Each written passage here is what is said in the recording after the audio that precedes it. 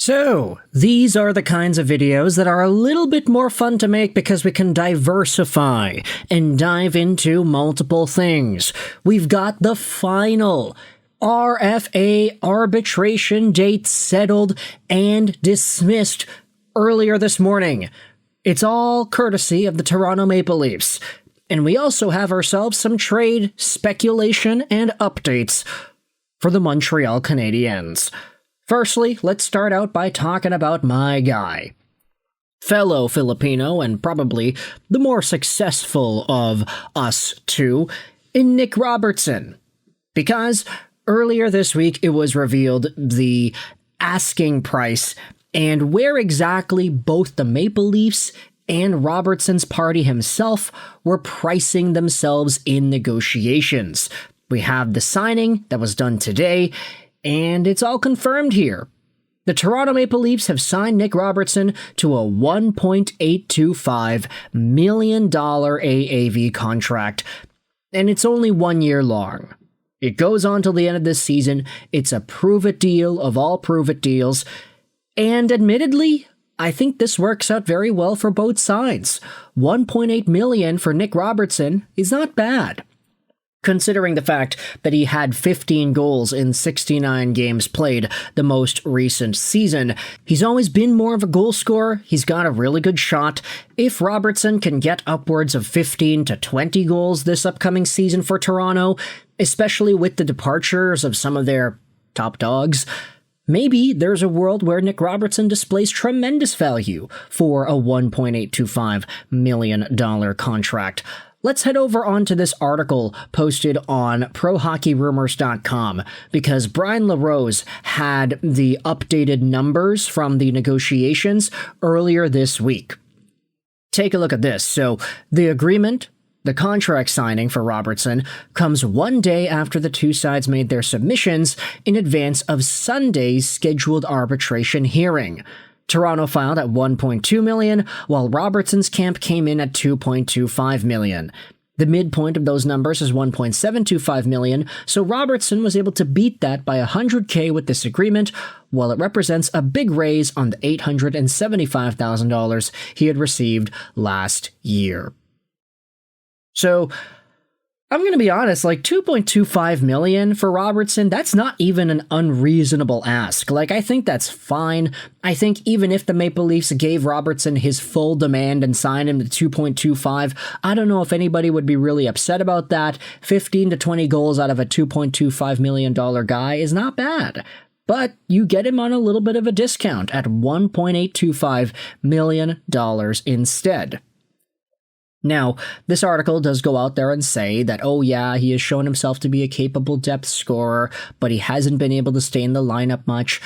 And after notching 14 goals in 23-24, he got 15 goals in 24-25, averaging a career high of 12 minutes per game. However, while he was in the lineup more often than not during the regular season, that wasn't the case in the playoffs. Robertson played in just 3 games for the Maple Leafs during the playoffs despite picking up points in 2 of those outings, a goal and an assist. The lack of consistent playing time led to Robertson requesting a trade last summer, an ask that wasn't granted. At this point, it doesn't appear as if the request has been dropped either. However, a $1.825 million price tag for a player who hasn't been able to stay in the lineup on a regular basis might be on the high side for some teams, although a swap of young forwards on similar contracts could be a viable path to a change of scenery for Robertson.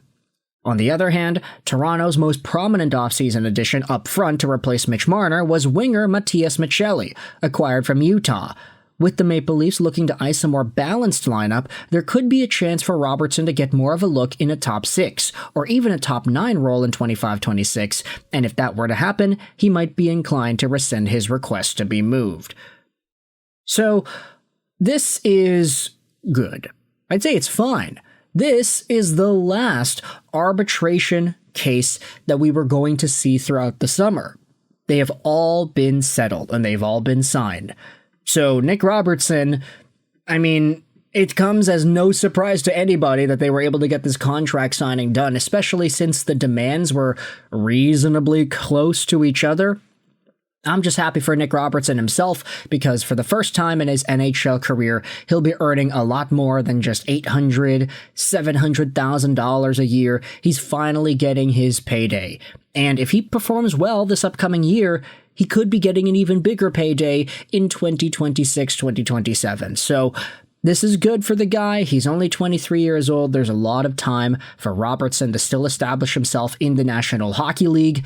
But this is not the only story that I wanted to talk about in this video. I wanted to shift gears a little bit and go from one small-ish story to another small-ish story and talk about the Montreal Canadiens.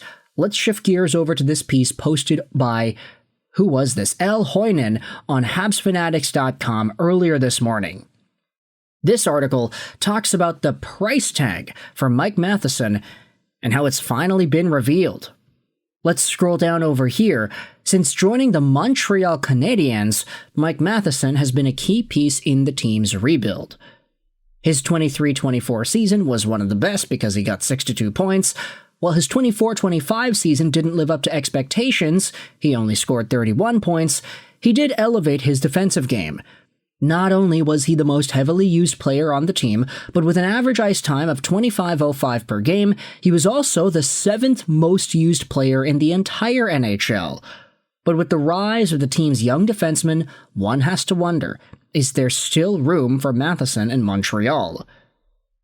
Now, this is where we dive into the numbers, because he's currently earning $4.875 million a year. And according to this piece, he'll likely receive a significant raise. AFP Analytics, which provides projections for potential contract extensions via the site Cap Wages, has estimated the value of Mike Matheson's next deal. According to AFP's projections, Matheson could earn $6.5 million a year on a 4-year deal.